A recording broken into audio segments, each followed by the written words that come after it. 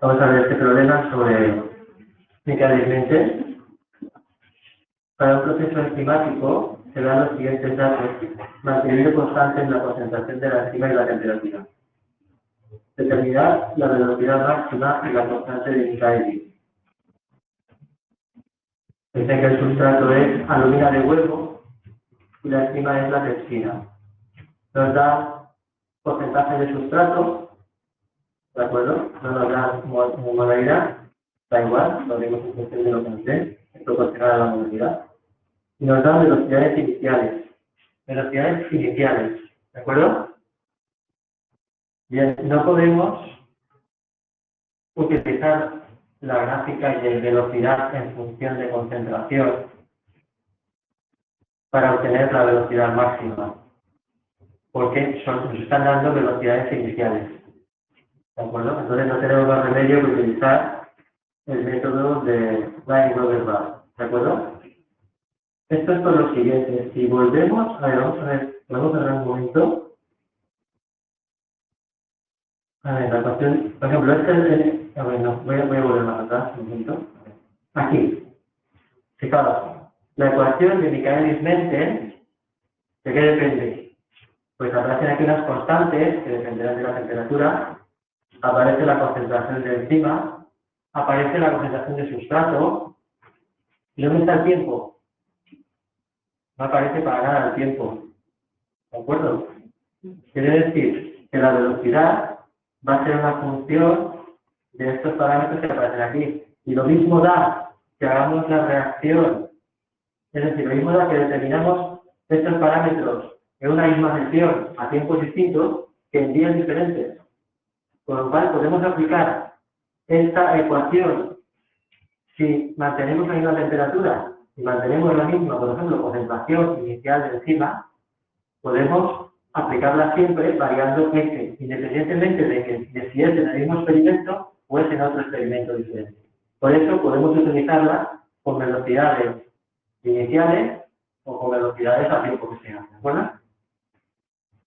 Vale, podemos haber enunciado.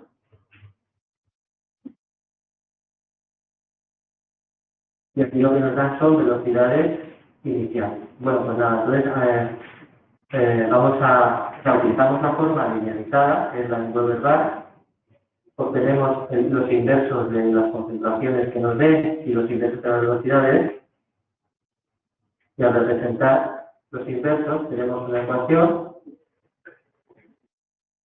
Por analogía, pues vemos que la ordenada de origen, 1 partido por la velocidad máxima 0,1337, y la pendiente, que es la constante de Michaelis partido por la velocidad máxima, vale 0,1946.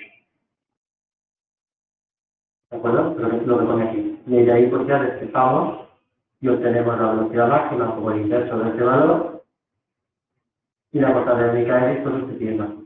¿De acuerdo? ¿Alguna pregunta sobre esto?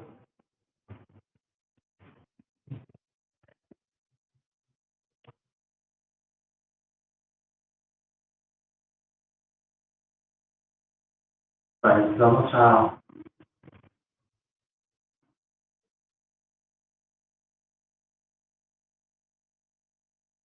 hacer otro problema. Ahora tenemos que en este problema vamos a ver cómo utilizar la cinética como una técnica analítica, ¿no? 33,75 gramos de una enzima pura nos da la masa molecular. Convierte el sustrato a una velocidad máxima de 0,5 moles por segundo.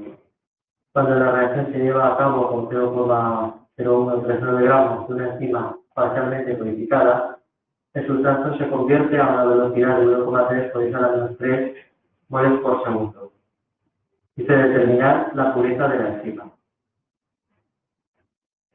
Bien, pues sabemos que la velocidad máxima es la constante de la segunda reacción consecutiva de Michaelis-Menten, que era K3, por la concentración de enzima inicial.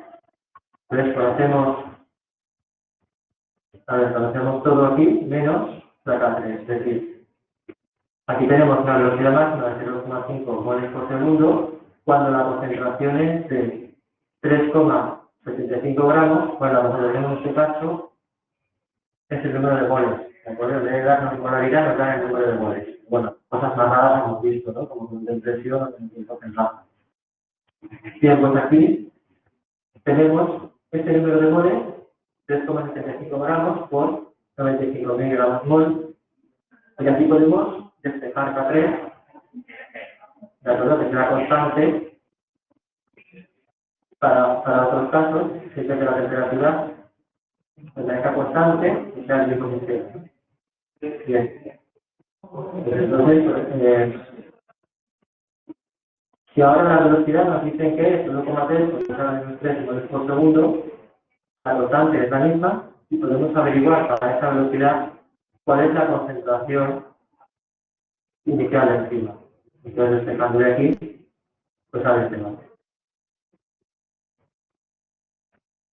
Y ahora, para saber el porcentaje, pues simplemente calculamos primero la masa que equivale a estos moles, serán los moles por la masa molecular, son estos gramos, y la riqueza pues será bien este valor partido por el valor total que nos dicen que tiene la enzima impura, ¿de acuerdo? Y de esta manera podemos determinar que la riqueza es del 70,1%, ¿de acuerdo?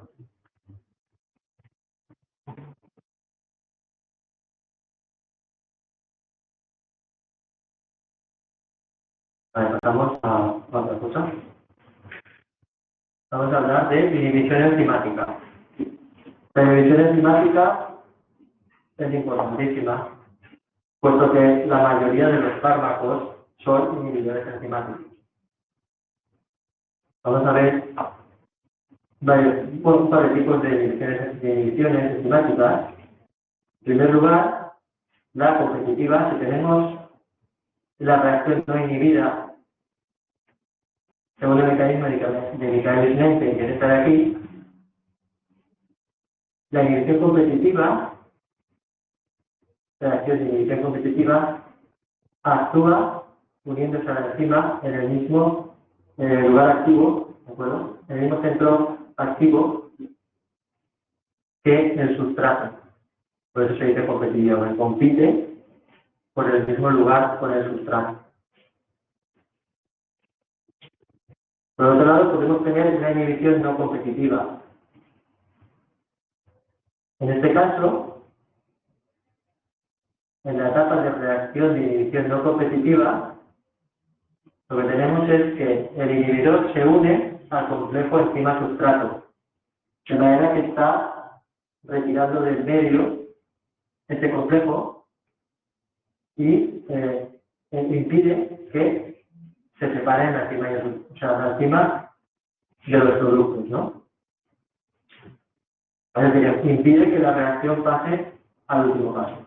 ¿De acuerdo? Este paso lo impide, de verdad, complejándose con el enzima sustrato.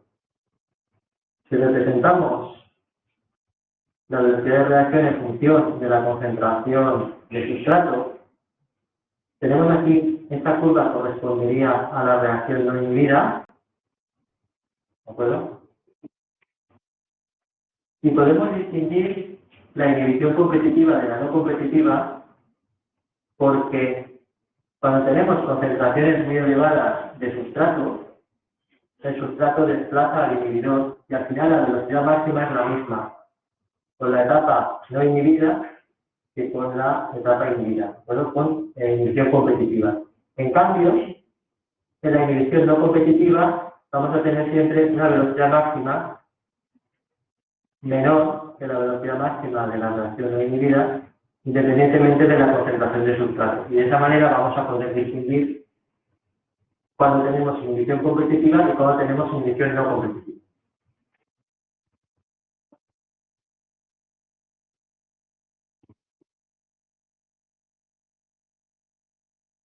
Y una cuestión típica que nos pueden preguntar es la siguiente: en la reacción enzimática se observa al añadir una sustancia al sistema reaccionante la velocidad de reacción disminuye.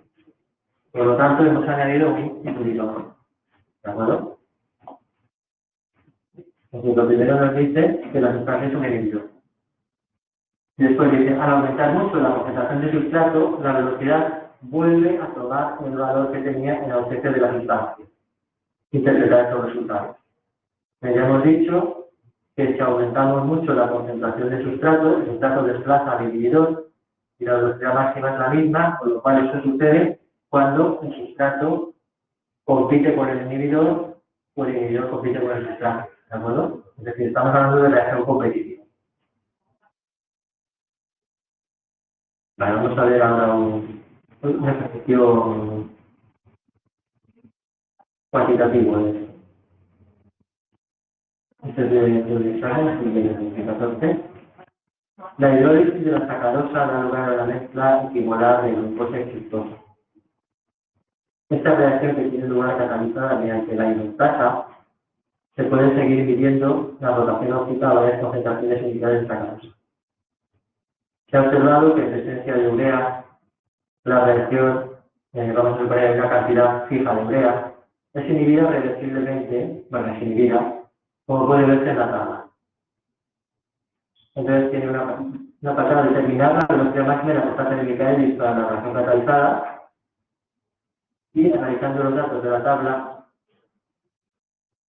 viendo los datos en presencia de urea, determinar si la urea actúa como inhibidor competitivo o como inhibidor no competitivo. Que la primera parte es un problema de cinética mecánicamente normal, pero lo que hacemos es obtener los inversos tanto de la concentración como de la velocidad inicial. De acuerdo, y al representar, pues tenemos una ecuación lineal, de acuerdo, en la que pues vemos la correspondencia a la pendiente Km partido por la velocidad máxima y la verdadera eje no partido por la velocidad máxima.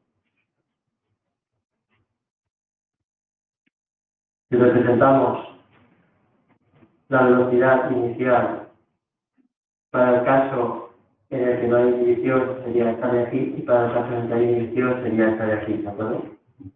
Al representar se ve que tenemos una reacción de inhibición no competitiva. ¿De acuerdo?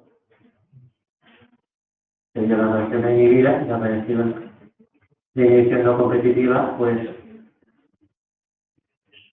siempre vamos a tener, conforme aumenta la concentración de sustrato, pues vamos a ver que no llegamos nunca a la velocidad máxima de la reacción no competitiva. Por lo tanto, es durante la reacción no inhibida, por lo tanto, es no competitiva.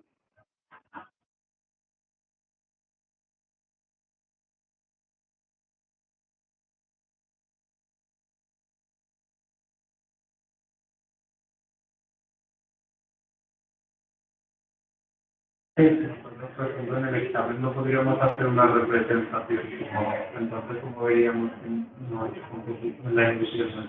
Sí que podemos hacer un isótopo papel milimetrado y la ponemos. Si es necesario hacer una representación, una parte de la hoja será milimetrada. Para no preocuparse. Bueno, vamos a ver ahora la última parte del tema, que es fotoquímica.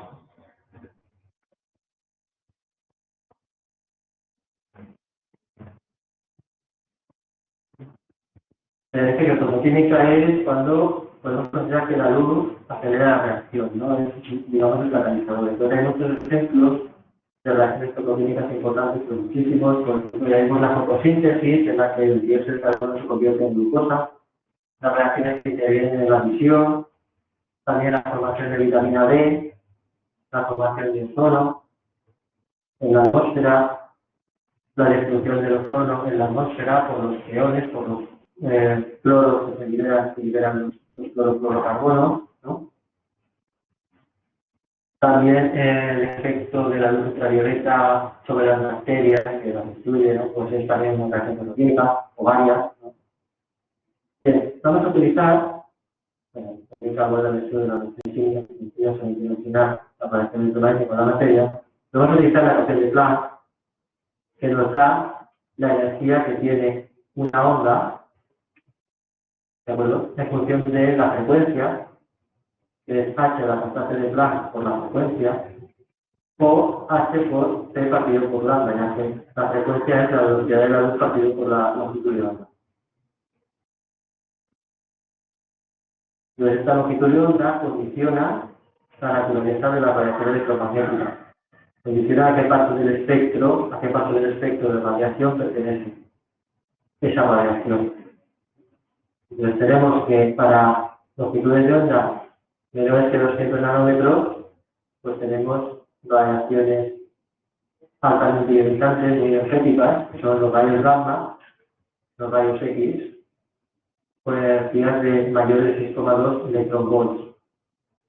La ultravioleta está en torno a 200 nanómetros, o 6,2, no llega hasta 200 nanómetros, perdón, y la energía 6,2 electronvolts.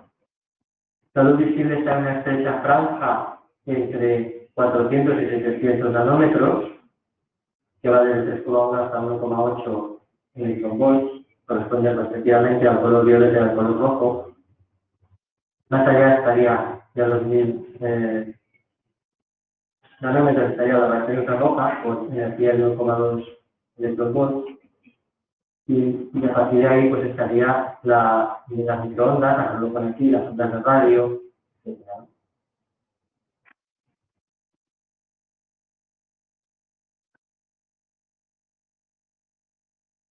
Que la fotoquímica se basa en dos postulados fundamentales.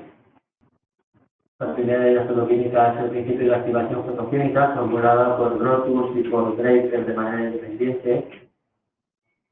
Y nos dice que solo la luz absorbida por un sistema es capaz de producir cambios fotoquímicos en él.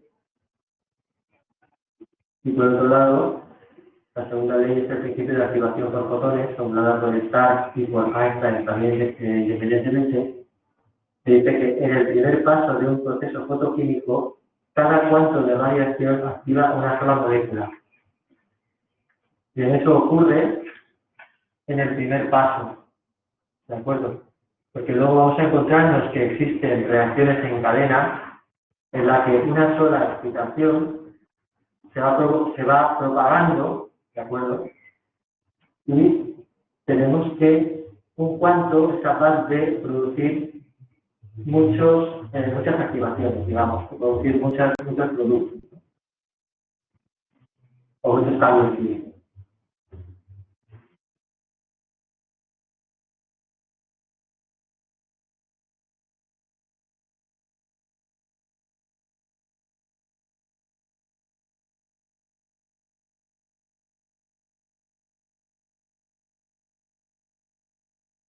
En química tenemos los pasos, que serían la excitación o activación, que es cuando una molécula absorbe un cuanto y pasa a un estado excitado. Y después estaría la desactivación, en que la molécula activada pues se desexcita, ¿no? Se desactiva. Entonces puede hacerlo mediante procesos fotofísicos o mediante procesos fotoquímicos. Entonces aquí un esquema donde viene un resumen de todos los procesos fotofísicos, que esto seguramente lo habéis dado en técnica, ¿no? Entonces no hace falta insistir mucho. Entonces tenemos que, este es el nivel fundamental. En el nivel fundamental, la molécula tiene los espines apareados, ¿de acuerdo? Entonces cuando se produce una absorción pasa al primer estado excitado o a otros estados excitados de más energía, no necesariamente al silencio. Si ponemos dos flechas, eso se simboliza con A. A se refiere a la activación de excitación. Después, una vez la molécula está excitada, la molécula tiende a desactivarse. Y esto pues lo puede hacer por colisiones con otras moléculas. Entonces aquí, por ejemplo, una molécula que está en este estado excitado pasaría por colisiones al primer estado excitado, ¿verdad? Y entonces, si a partir de ahí radia un fotón, eso se conoce como fluorescencia, ¿verdad? puede pasar que se desactive sin emitir la radiación, que sería, bueno, fluorescencia es el D, ¿de acuerdo? Sin emitir la radiación sería una desactivación técnica o relajación vibracional, que sería el C. Y puede pasar también que ocurra un cruzamiento entre sistemas, que es que las colisiones provocan que los espines de la molécula o de las capas externas de la molécula provoca que esos espines queden desapareados, queden paralelos. Entonces pasa a los niveles excitados que se llaman tripletes, ¿de acuerdo? Entonces los niveles que teníamos anteriormente son singletes y la radiación electromagnética es capaz de pasar de unos a otros, pero las colisiones hacen que entren en juego también niveles electrónicos que en principio estaban prohibidos para las ondas electromagnéticas, pero que por las colisiones pueden producirse. Y entonces, cuando eso sucede, tenemos lo que es la fosforescencia, que es el paso desde un nivel triplete a nivel fundamental, y que, pues, tarda bastante más que lo que es la fosforescencia. La fosforescencia es instantánea y la fluorescencia pues es algo que podemos ver, ¿no? Y hay como varios órdenes de magnitud que separan la rapidez de la fluorescencia y la rapidez de la fosforescencia.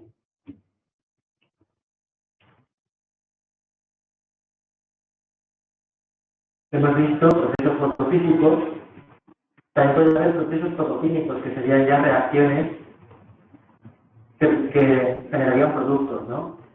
Entonces puede haber, por ejemplo, disociaciones en las que la molécula excitada provoca, se descompone en dos productos. Puede haber isomerizaciones,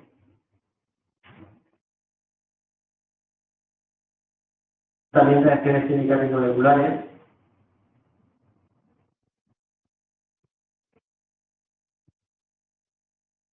Y por último, reacciones químicas por transferencia de energía por colisión, en la que una molécula excitada choca con una molécula en su estado fundamental y esa molécula pasa en el estado fundamental y la otra molécula se activa, ¿de acuerdo? Y luego esa molécula puede dar productos. Lo que se llama fotosensibilización, en este caso sería fotosensibilización de la molécula C.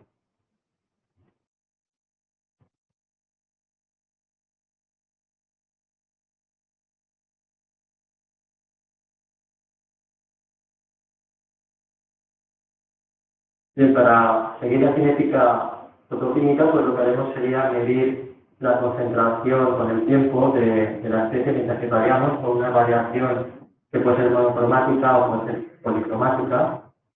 Y tendríamos que tener en cuenta lo que es el rendimiento cuántico, que es el número de moles de reactivo consumido dividido por el número de fotones absorbidos.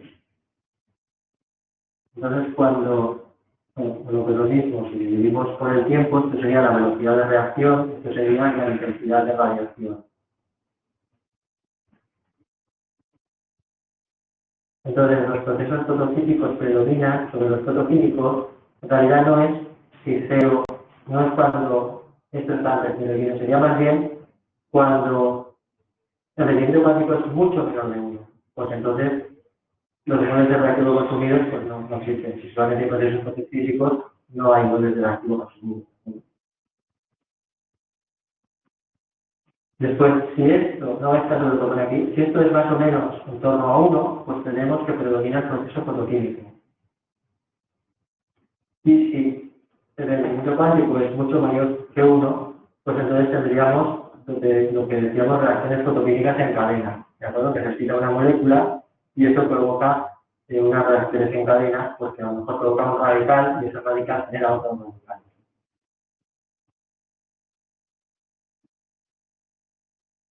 Bien, vamos a ver ahora un ejemplo de cinética fotoquímica. El rendimiento cuántico para la descomposición fotoquímica de la sustancia AB es igual a 2. ¿Cuántos moles de AB por kilojoules de energía radiante absorbida pueden descomponerse con luz ultravioleta de 253 nanómetros. La constante de Planck 6,623 proyecta a las 34 joules por segundo y la velocidad de la luz se proyecta a 8 metros por segundo. Y entonces tenemos que el rendimiento cuántico es el número de moles consumidos de AB dividido por el número de fotones absorbidos. Ahí no pone que son absorbidos, pero son los fotones absorbidos. ¿Sí?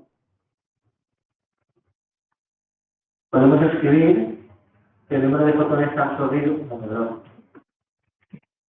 Hemos dicho al principio, es decir, aquí en el rendimiento cuántico hemos hablado del número de moles, ¿de acuerdo? Entonces, no es el número de fotones, es el número de moles. ¿Vale? Entonces, rebobinando, ¿de acuerdo? Este es el número de moles consumidos dividido por el número de moles de fotones absorbidos. ¿De acuerdo? Estos son moles. Vale, pues el número de moles de fotones es el número de fotones dividido por el número de Avogadro. Ahí sí que es el número de fotones, ¿de acuerdo?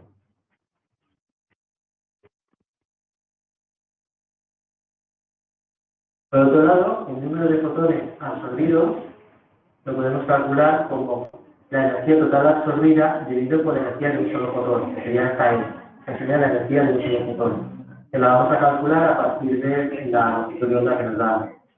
Entonces, aplicando la fórmula de Planck, la energía de un fotón sería h por nu, h por la frecuencia, por lo mismo h por la velocidad de la luz partido por la longitud de onda.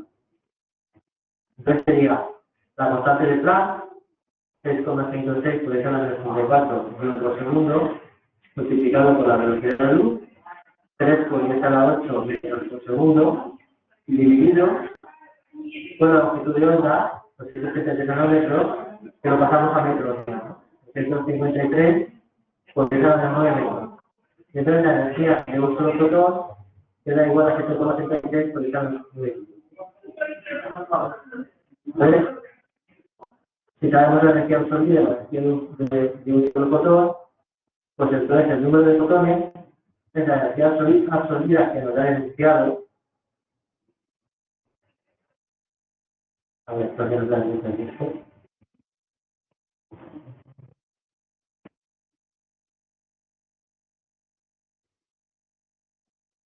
Vale, ¿cuántos moles por kilojoule de energía? ¿De acuerdo? Entonces es 1000 joules, ¿de acuerdo?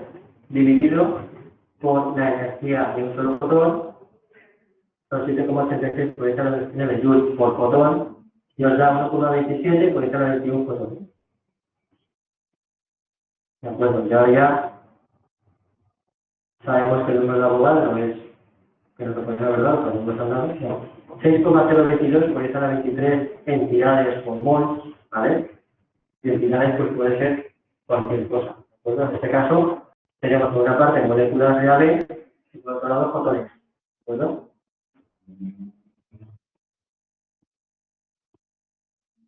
Entonces, de aquí sacamos, aplicando esta fórmula de aquí, ¿vale? Esta fórmula, sacamos que el número de fotones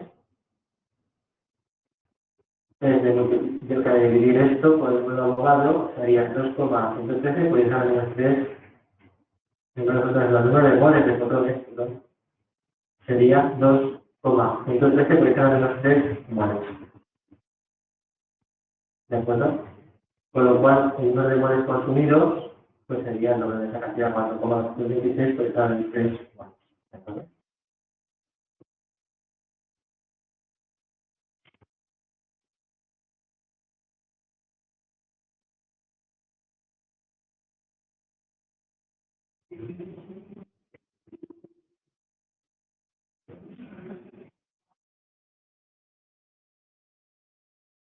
Por cierto, ¿sabéis? ¿Vosotros tenéis alguna idea de qué es un mol? ¿Habéis oído alguna vez alguna comparación para que os una idea? Porque el 10 de la 23, o sea, un referido de 23 ceros, eso no te dice nada, ¿no? Eso es muy grande, pero, bueno, pues si hizo un cálculo según el cual nosotros tuviéramos un cubo que tuviera 100 kilómetros, pues no se ocurrió un prisma de base cuadrada que tuviera 100 kilómetros por 100 kilómetros y 60 kilómetros de altura, eso contendría un mol más o menos de milímetros cúbicos. Ahí es nada. Bueno, pues estamos acabando la teoría del tema, entonces el próximo día lo que vamos a ver es problemas. ¿De acuerdo?